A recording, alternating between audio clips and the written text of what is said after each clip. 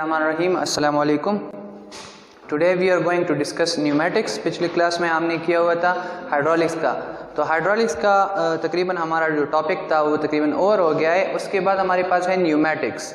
Pneumatics में हम study करते हैं प्रेशर ऑफ गैसेस और the behaviour of gases under pressure, the behaviour of gases under pressure। Normally gases की अगर हम बात करें तो गैसेस में हमारे जो गैसेस मॉलिक्यूल्स है उसके दरमियान जो फोर्स ऑफ अट्रैक्शन होती है वो हमारे पास बहुत वीक होती है, क्योंकि हमारे पास नेचुरल स्टेट्स है solid liquid gas, solid liquid gases and plasma. Solid में क्या होता है कि हमारे पास सॉलिड मटेरियल के जो एटम्स होते हैं, जिसके मॉलिक्यूल्स होते हैं हमारे पास, वो एक दूसरे से बिल्कुल टाइटली पैक्ड होते हैं। मतलब उसकी जो बॉन्डिंग है वो हमारे साथ बहुत टाइट होती है, टाइटली पैक्ड। और जितनी हमारे पास एटम्स की बॉन्डिंग टाइटली पैक्ड होगी एक दूसरे के साथ, उसके दरमियान जो फोर्स ऑफ अट्रैक्शन होगी वो हमारे पास ज़्यादा होगी। सो जब force of attraction between the atoms हमारे पास ज़्यादा होगी तो उस मटेरियल का स्ट्रेंथ जो है ना हमारे पास, स्ट्रेंथ विल बी ग्रेटर। वो मटेरियल हमारे पास पावरफुल मटेरियल होगी as compared to solid. Liquid में हमारे पास जो एटम्स होते हैं, हमारे पास जो लिक्विड मॉलिक्यूल्स होते हैं, उसमें हमारे पास थोड़ी सी जो है ना फ्री स्पेसिंग होती है। मतलब मॉलिक्यूल एक जगह से दूसरी जगह जा सकता है, बट लिक्विड आर इनकम्प्रेसिबल, हम लोग इसको कंप्रेस नहीं कर सकते। तो सॉलिड की as compared to solid liquid की स्ट्रेंथ हमारे पास थोड़ी कम होती है। और जब लिक्विड मटेरियल हमारे पास गैसेस स्टेट्स में चला जाता है, गैसियस स्टेट में चला जाता है, तो उसमें जो हमारे पास मॉलिक्यूल्स की मूवमेंट होगी वो रैंडम होगी, random movement of molecules.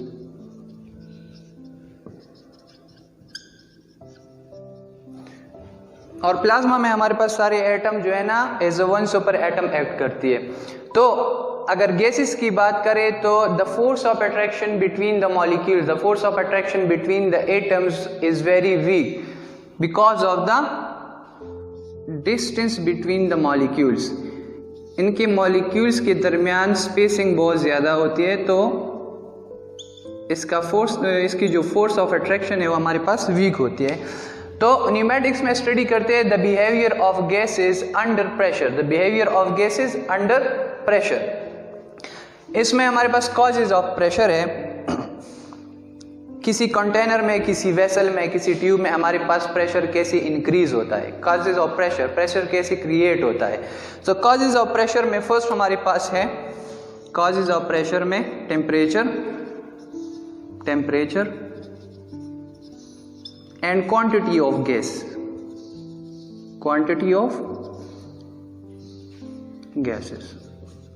Gas. अगर हम एक कंटेनर को ले लें और उसमें किसी खास अमाउंट ऑफ मास का जो गैस है वो हम डाल लें, तो the pressure inside the container depend करती है हमारे पास किस चीज़ पे, टेम्परेचर पे और क्वांटिटी ऑफ द गैस पे। जितनी हमारे पास वो गैस का टेम्परेचर बढ़ेगा, for example this is the container और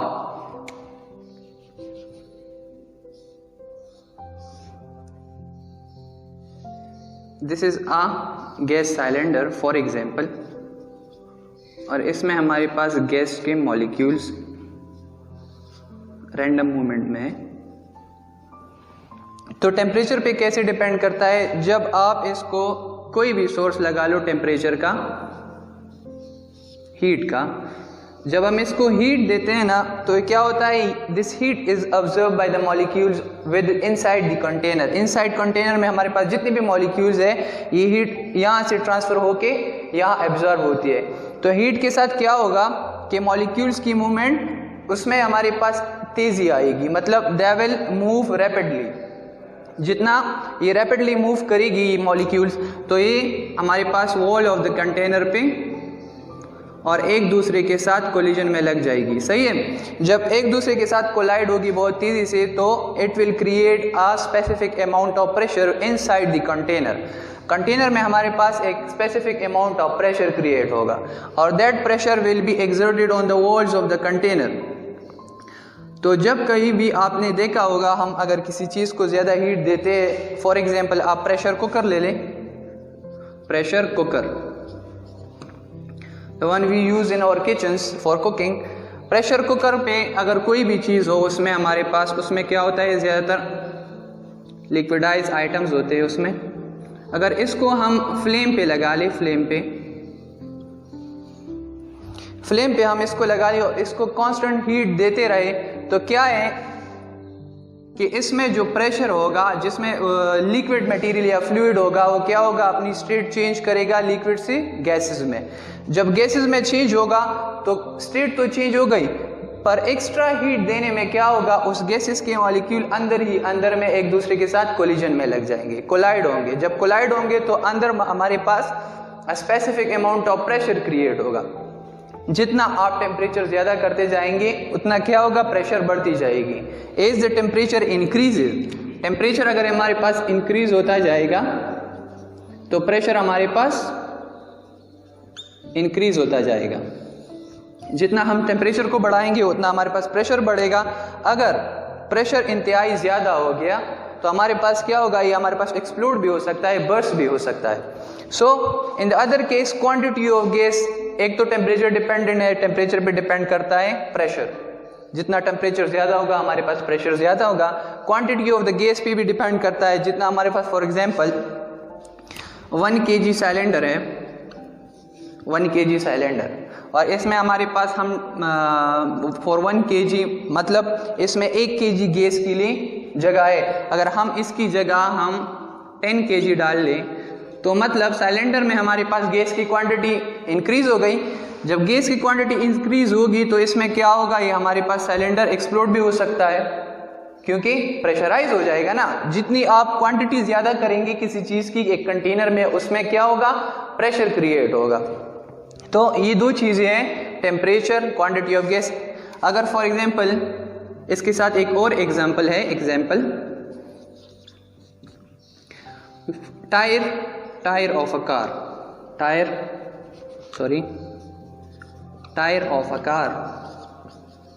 जब हम किसी गाड़ी के टायर में हवा भरते हैं ना, तो उसमें क्या होता है, गाड़ी के टायर में नॉर्मली हम 40 बार तक प्रेशर डालते हैं, तो इसमें 40 बार तक आ सकता है। अगर 40 की जगह अगर हम 60 डाल लें, 60 बार्स, या 60 की जगह 70 डाल लें, तो क्या होगा, हमारे पास ये टायर मतलब एक्सपेंड होता जाएगा और लास्ट में ये एक्सप्लोड हो सकता है। क्योंकि प्रेशर ज़्यादा हो गया। अगर क्वांटिटी ऑफ गैस जब ज़्यादा होगी इसमें, तो हमारे पास प्रेशर ज़्यादा क्रिएट होगा। जब प्रेशर ज़्यादा क्रिएट होगा तो ये हमारे पास एक्सप्लोड हो सकता है, एक्सप्लोड हो जाएगा। Behaviour of gases, stop. हमारे पास नेक्स्ट है behaviour of gases. Behaviour of gases मतलब पहले तो हमने पढ़ा कि pneumatics behaviour of gases under pressure. तो ये गैसेस हमारे पास अंडर प्रेशर कैसे आती है। रॉबर्ट बॉयल हमारे पास एक साइंटिस्ट था जिन्होंने कहा था कि for a given mass of a gas the volume changes inversely with the pressure at constant temperature. For a given mass of gas the volume changes inversely with the pressure at constant temperature। अगर हमारे पास constant temperature होगा और pressure हमारा exceed करता जाएगा तो क्या होगा, हमारे पास जो गैस की वॉल्यूम है विद इन द कंटेनर वो हमारे पास कम होती जाएगी। अब गैस को प्रेशराइज कैसे कर दे, अब pressurized gas due to compression,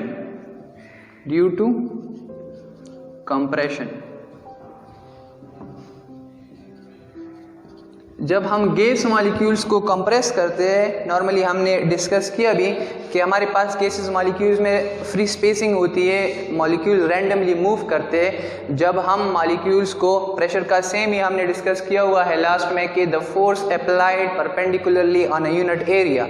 जब हमारे पास एक कंटेनर में, एक सिलेंडर में हम फोर्स अप्लाई करते हैं on a specific area perpendicularly, तो उस कंटेनर में जो भी फ्लूइड होगा, गैस होगा, वो हमारे पास क्या होगा, कंप्रेस होगा। क्योंकि हमारे पास लिक्विड इनकम्प्रेसिबल है तो गैस की कंप्रेशन की बात हम करते हैं, जिसकी नॉर्मली हम कंप्रेस करते हैं एलपीजी गैस को। ये हमारे पास जो सीएनजी स्टेशंस होते हैं उसमें जो हमारे पास मीथेन गैस होता है कंप्रेशन के लिए, तो उसमें हमारे पास क्या होता है, एक कंप्रेसर रूम होता है जिसमें हमारे पास गैस को कंप्रेस किया जाता है। क्या किया जाता है, गैस को कंप्रेस किया जाता है। तो Robert Boyle says for a given mass of a gas the volume changes inversely with the pressure at constant temperature. किसी भी कांस्टेंट टेम्परेचर पे हमारे पास अगर कोई गैस अंडर प्रेशर आ गया या किसी गैस को अंडर प्रेशर कर ले, प्रेशराइज कर ले, तो उसका वॉल्यूम क्या होगा, उसका वॉल्यूम हमारे पास कम होता जाएगा। So pressure is inversely proportional to the volume of the gas within the cylinder और within the tube. For example हमारे पास ये है, एक हमारे पास सिलेंडर है, इस पे हमारे पास पिस्टन लगा हुआ है। यहाँ पे पिस्टन है हमारे पास। पिस्टन क्या है, थ्रू एक मैकेनिकल पार्ट है जिसके जरिए हम फोर्स अप्लाई करते हैं। तो इसमें हमारे पास क्या होगा, मॉलिक्यूल्स रैंडमली मूव कर रही है गैस की। जब ये पिस्टन हमारे पास नीचे आएगा, पिस्टन हमारे पास जब नीचे आएगा तो क्या होगा, यहाँ पे फोर्स अप्लाई होगा on a certain area perpendicularly, on a certain area perpendicularly। तो ये मॉलिक्यूल्स क्या हो जाएंगे, ये मॉलिक्यूल्स हमारे साथ कंप्रेस हो जाएंगे। मतलब इसमें जो फ्री स्पेसिंग है, इसमें जो हमारे पास जो फ्री स्पेसिंग है उसकी स्पेसिंग, उसकी मॉलिक्यूल्स की डिस्टेंस एक दूसरे से कम हो जाएगी। जब कम हो जाएगी तो ये गैस हमारे पास प्रेशराइज हो जाएगा, इसकी प्रेशर बढ़ जाएगी। तो आप देख सकते हैं यहाँ पे हमारे पास before the compression of the gas volume हमारे पास ये है, और अब हमारे पास वॉल्यूम ये।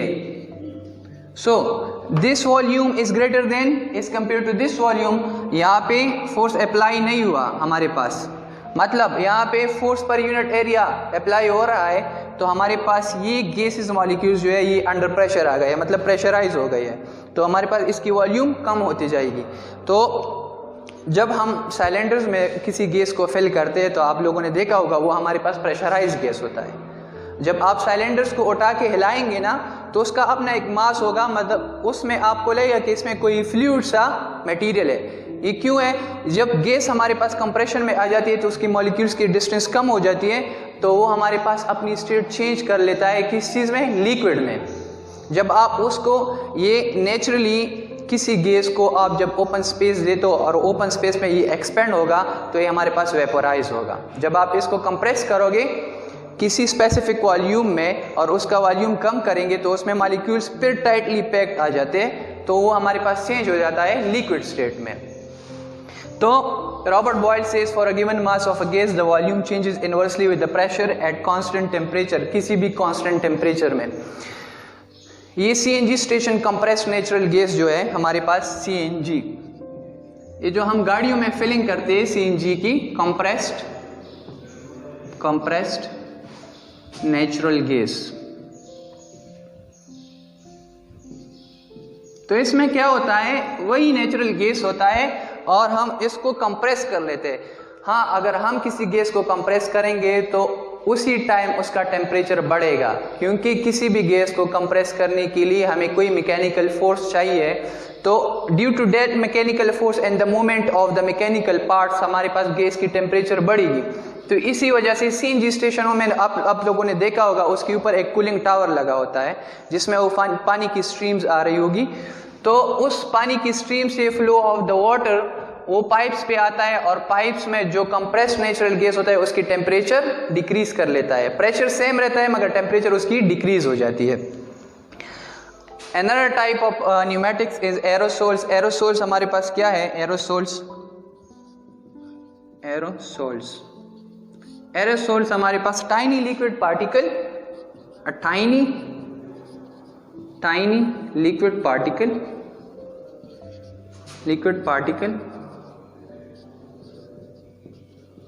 suspended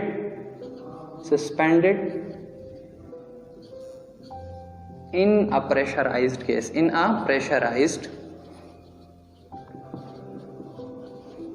gas. तो एरोसोल हमारे पास है, a tiny liquid particle suspended in a pressurised gas. हमारे पास जब सर्दियों में फॉग होता है, फॉग, स्मॉग, ये सारी चीज़ें भी हमारे पास अ टाइप ऑफ एरोसोल्स है, क्योंकि उसमें वाटर वेपर कंटेंट होते हैं। क्या होते हैं वाटर वेपर कंटेंट? जब वो कंडेंस हो जाते हैं तो हमारे पास एरोसोल्स जैसी एक्ट करता है, like fog, smoke etcetera. A tiny liquid particle suspended in pressurised gas. हमारे पास जो स्प्रेज है, जितनी भी स्प्रेज है, कैन बॉटल्स है, उसमें हमारे पास जब हम किसी चीज़ पे स्प्रे करते हैं तो उसमें क्या होता है, एक हाइड्रोलिक प्रेस लगा होता है, जो कि एक नॉब होता है जो कि एक्ट करता है एक as a hydraulic press.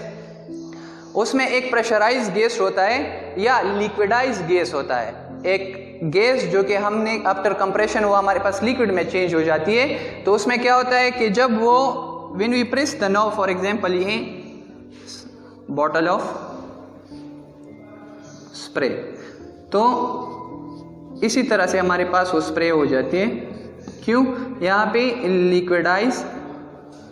लिक्विडाइज gas होता है और लिक्विड पार्टिकल्स भी होते हैं और साथ में एक प्रोपेलेंट गैस होता है। प्रोपेलेंट गैस हम इसलिए इस्तेमाल करते हैं, प्रोपेलेंट